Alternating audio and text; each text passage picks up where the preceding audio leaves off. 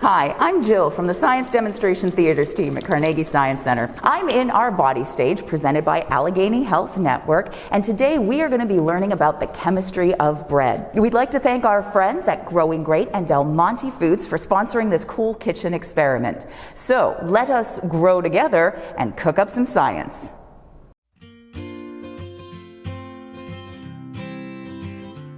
Now, in order to communicate effectively, I'm going to be switching from my face mask to a face shield. While I do that, I want you to think about bread. If you're like a lot of people, you probably love bread. Whether it's as a toasty treat or slathered with your favorite spread, many cultures across the world have bread in common. But have you ever stopped to think about something that so many people eat and something that has so many ingredients in common can have so many different varieties? The answer is chemistry, of course. Let's take a look at a typical loaf of wheat bread. Whether it's white or brown, home-baked or bought from the store, it's still going to be sort of crispy or browned on the outside and fluffy on the inside. But what if we used a different recipe? Our friends at Monte Foods, one of our Growing Great partners, has a recipe for cornbread that's very easy to follow. So let's cook up some science. For this recipe, you'll need 17 ounces of corn muffin mix, that's 2 8.5-ounce packages, 2 eggs, 1 can of Del Monte no salt added cream style corn, and 1 can of Del Monte no salt added whole kernel corn. Start by having a responsible grown-up preheat the oven to 400 degrees Fahrenheit. Stir together all the ingredients in a large mixing bowl. Make sure you drain the whole kernel corn before you add it. The batter will be slightly lumpy once you've finished mixing it. Grease a glass or metal 9-inch square baking dish and pour the batter evenly into the prepared pan.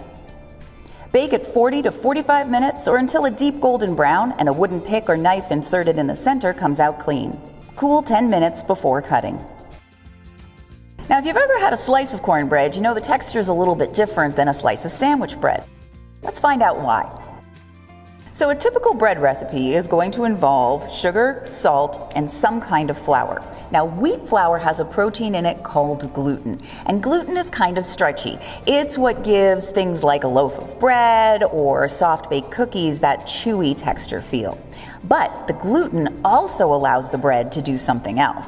When you make something like bread, you add an ingredient called yeast. Now, yeast is a single-celled organism, and it usually looks like this. But when you wake it up or activate it, it comes alive and starts eating the sugars in your bread dough. And what goes in must come out in one form or another. And one of the things that yeast produces is carbon dioxide gas. Those bubbles you see in the activated yeast mixture are bubbles of carbon dioxide gas.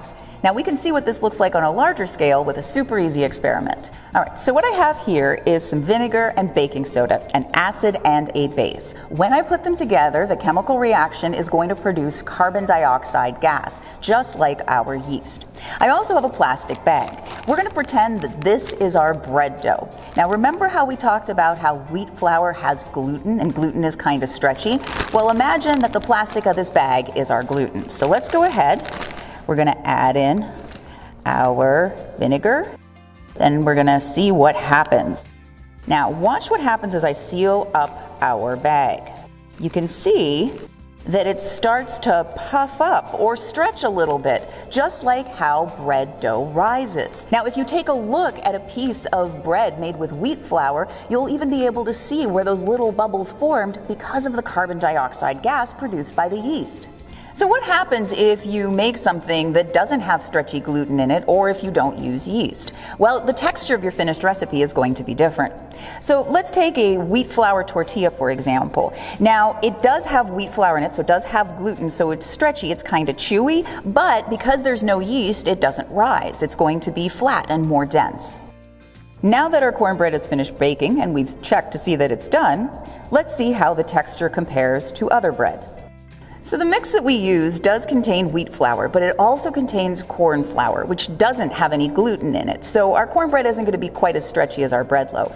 Also, while the mix does have baking soda, which provides some lift, it doesn't have any yeast. So there weren't any bubbles of carbon dioxide gas to really make the dough rise, which gives us a different texture of treat.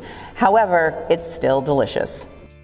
Thanks so much for joining us in our body stage presented by Allegheny Health Network and for checking out this cool experiment brought to you by Growing Great and our friends at Monte Foods.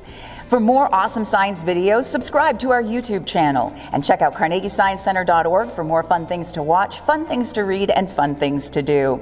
Thanks for watching, and hope to see you at Carnegie Science Center very soon.